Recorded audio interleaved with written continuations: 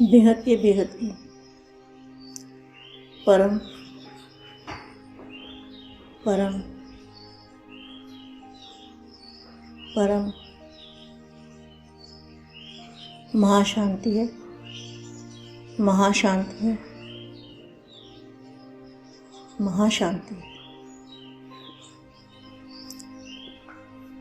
ये बहुत ही विशेष अव्यक्तवाणी है। बेहद के लाडले बच्चों को याद प्यार और नमस्ते। ये बहुत ही विशेष अव्यक्तवाणी है, बहुत गहरा राज है इसमें। शांति स्वरूप के चुंबक बन चारों ओर शांति की किरणें फैलाओ। ये बेहद के बच्चों का काम है। बीज रूप अवस्था में स्थित होकर, बीज रूप माना आत्मस्वरूप में स्थित होकर, आत्मस्वरूप में स्थित होकर बेहद की कला के परम धाम से जो लाइट है, पावर है, एनर्जी है, चुंबकीय शक्ति है, ग्रेविटी पावर है, उसको अपनी आत्मा में खींचना है। अर्जुन की तरह हमारा लक्ष्य क्या होना चाहिए? तुम हो बेहद के अर्जुन। तुम कौन हो? बेहद के अर्जुन हो तुम। तो अर्जुन का क्या लक्ष्य था? मछली की आंख में नीचे रह के पानी में देख के, तो जहाँ क्या है? ज्ञान जल में देखना है। वहाँ पानी की बात थी, जहाँ ज्ञान जल है। तो ज्ञान जल के अंदर रहकर देखना है। कहाँ देखना है? बापूजी की तीसरी आंख में। अपनी आत्मा को, हमारा लक्ष्य क्या है? विश्व का परिवर्तन करना। देखो हालतें कितनी खराब हो रही है। ये क्यों हो रही है? इसका कारण क्या है?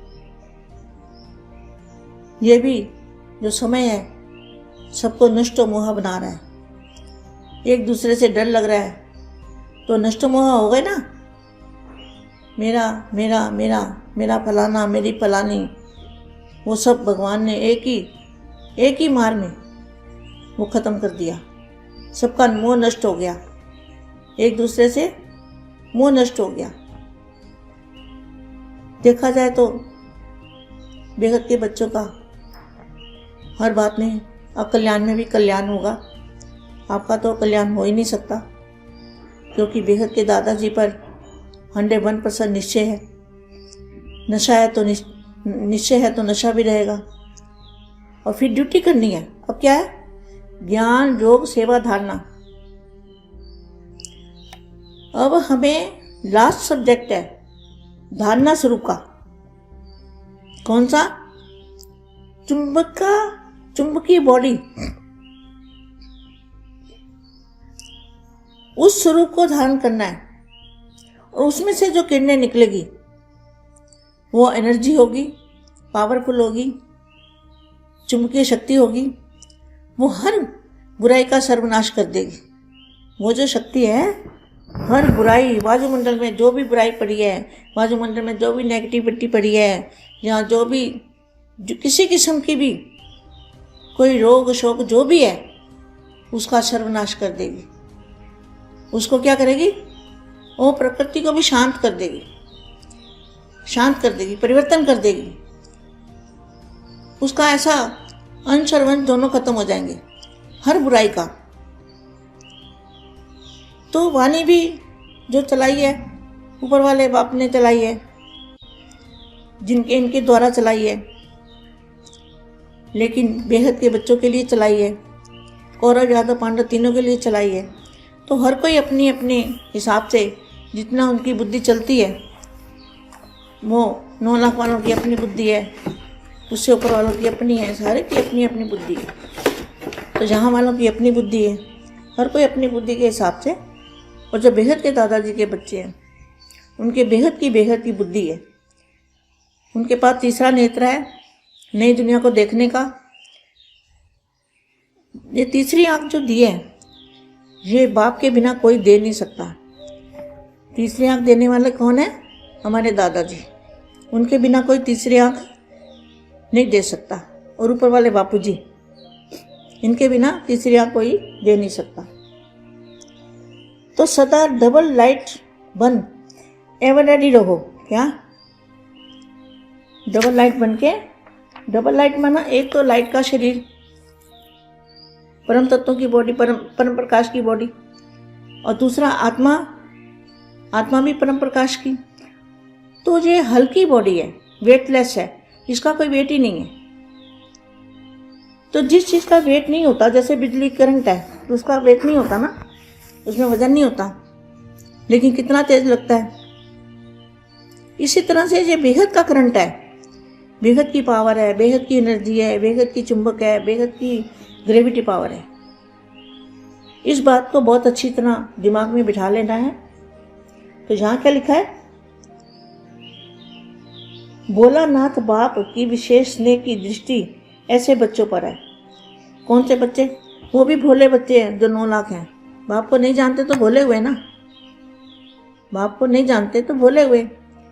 और यहाँ वाले जो है वो दुनिया की बातों से भोले हैं, बाप के बन गए, वो अलग प्रकार के भोले हैं, और बेहद के बच्चे अलग प्रकार के भोले हैं। तो भोलों को भगवान मिल गया ना।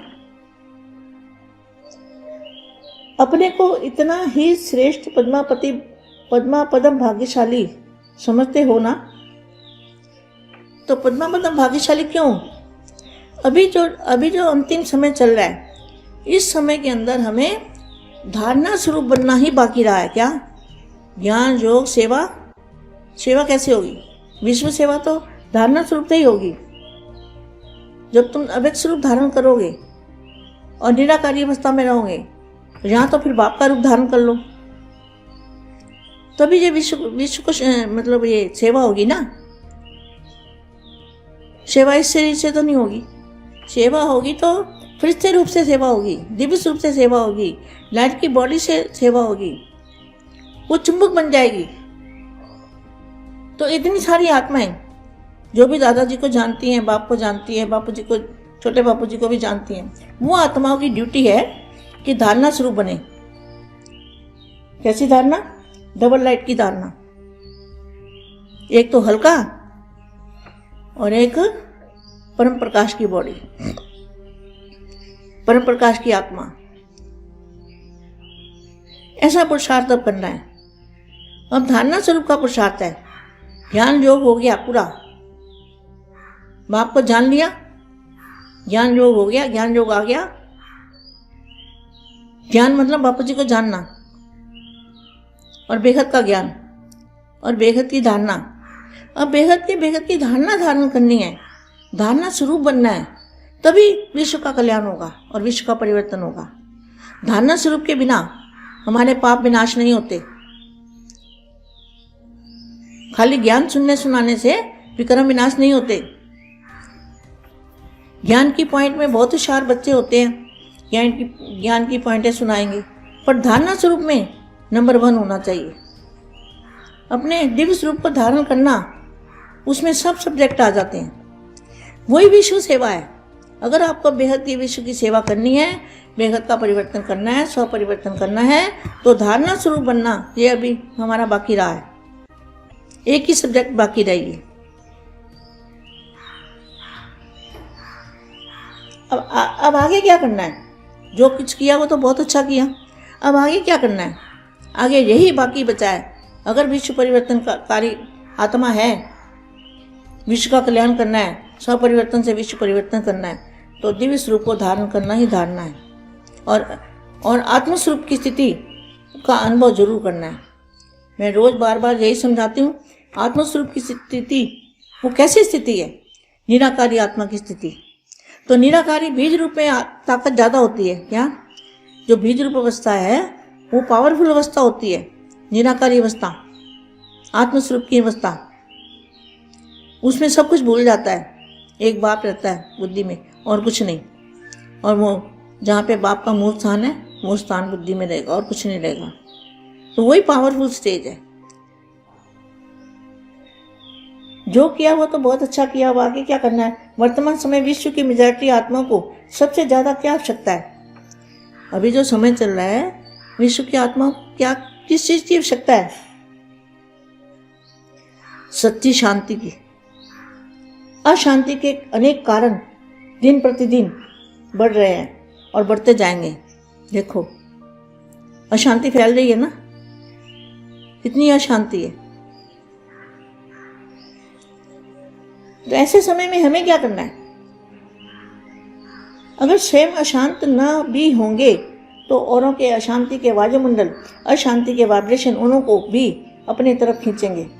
चलने में, रहने में, खाने में, कार्य करने में सबसे अशांति का वातावरण शांत अवस्था में बैठने नहीं देगा। लेकिन हमें फिर कैसा करना है? हमें अपने दिव्य स्वरूप को धारण करना है, तब तो शांति में बैठेंगे ना। अगर दिव्य स्वरूप धारण नहीं करेंगे तो शांति में वातावरण नहीं बैठने देगा। वातावरण ही ऐसा है, वातावरण में विराग है। आप देख लो वातावरण में कितना विराग है, हर आत्मा को विराग आ गया है। इसलिए पहले भी वाणी में बोला हुआ है कि तुम बेहद के वैरागी बनोगे तो दुनिया भी हद की वैरागी बन जाएगी। वातावरण शांत अवस्था में बैठने नहीं देगा, अर्थात औरों की अशांति का प्रभाव भी आत्मा पर पड़ेगा। अशांति के तनाव का अनुभव पड़ेगा। ऐसे समय पर आप शांति के सागर के बच्चों की क्या सेवा है? आपकी क्या सेवा है? जैसे कहाँ आग लगती है तो शीतल पानी से आग बुझाकर गर्म वायुमंडल को शीतल किया जाता है, वैसे आप सबका आजकल विशेष स्वरूप क्या? आपके पास कौन सा जल है? जहाँ कहीं आग लगती है तो पानी डाला जाता है, तो आपको क्या करना है? पानी से आग को बुझाकर गर्म वायुमंडल को शीतल बना देते हैं। वैसे आप सबका आजकल विशेष स्वरूप मास्टर शांति के सागर का इमर्ज होना चाहिए। क्या? कौन सा स्वरूप इमर्ज होना चाहिए? दिव्य स्वरूप, शक्ति स्वरूप, चुंबकीय स्वरूप, ग्रेविटी पावर वाला स्वरूप। वो आपके अंदर व्यक्त में व्यक्त शरीर, कभी बाप का रूप धारण करो, कभी निराकारी अवस्था, कभी व्यक्त में व्यक्त शरीर धारण करो। तो मास्टर शांति के सागर का इमर्ज होना चाहिए। मनसा संकल्पों द्वारा शांत स्वरूप की स्टेज द्वारा चारों ओर शांति की किरणों को फैलाओ। ऐसा वायुमंडल स्वरूप बनाओ जो अशांत आत्माएं अनुभव करे कि सारे विश्व के कोने में यही थोड़ी सी आत्माएं शांति का दान देने वाली मास्टर शांति के सागर हैं। क्या? कितनी अच्छी व्यक्तवाणी है। ये सब बेहद के बच्चों पे लागू पड़ती है और ये सबको अपनी ड्यूटी करनी है। ऐसा पावरफुल स्वरूप बनाओ जो अशांत आत्माएं अनुभव करे कि सारे विश्व के कोने में यही थोड़ी सी आत्माएं शांति का दान देने वाली मास्टर शांति के सागर है। जैसे चारों ओर अंधकार हो और एक कोने में रोशनी जग रही हो। क्या कहा? एक कोने में।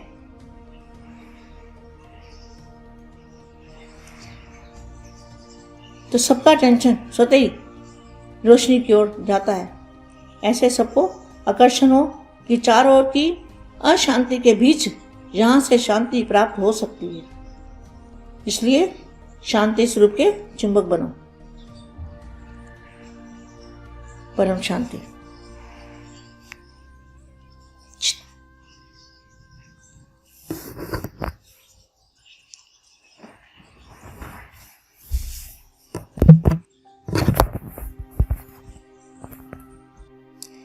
शांति स्वरूप के चुंबक बनो और इस वाणी को बार बार सुनो जो दूर से ही अशांत आत्माओं को खींच सको। तो खींच के क्या होगा? मुक्ति, जीवन मुक्ति हो जाएगी ना। जब तुम शांति के चुंबक स्वरूप बनोगे तो क्या होगा दुनिया में? मुक्ति और जीवन मुक्ति। जो दूर से ही अशांत आत्माओं को खींच सकोगे। नैनो द्वारा शांति का वरदान दो, मुख द्वारा शांति स्वरूप की स्मृति दिलाओ। संकल्प द्वारा अशांति के संकल्पों को मर्ज कर, क्या? अशांति के जो संकल्प हैं जो दुनिया में वायुमंडल में फैले हुए हैं, सारी दुनिया के वायुमंडल में, पूरे विश्व में आप देख लो, तो क्या करना है? सारे विश्व को शांति देनी है। तो अशांति के संकल्पों को मर्ज कर शांति के वाइब्रेशन को फैलाओ। इसी विशेष कार्य अर्थ रात की विशेष विधि द्वारा सिद्धि को प्राप्त करो। अभी शांति देवा आपकी महिमा क्या है? शांति देवा, शांति देने वाले। उस स्वरूप को इमर्ज करो, अभ्यास करो। मुझ आत्मा के शांत स्वरूप के वाइब्रेशन, शांति के वाइब्रेशन कहाँ तक पहुँचते हैं?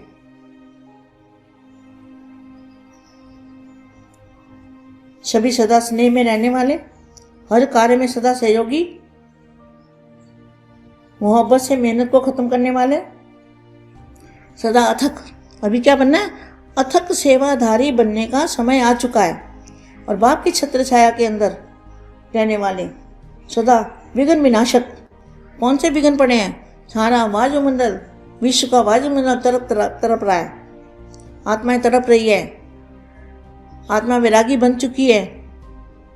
ऐसी श्रेष्ठ आत्माओं को जो बाप की छत्र छाया में रहने वाले हैं, ऐसी विशेष आत्माओं को बहुत बहुत याद प्यार और नमस्ते। इसमें एक शब्द और है कि पाप कर्मों से छुटकारा पाने का साधन। क्या? जो पाप कर्म है उससे छुटकारा पाने का साधन क्या है? वो लाइट हाउस की स्थिति, लाइट हाउस की स्थिति में रहने से पाप कर्मों का से छुटकारा हो जाता है, परम शांति।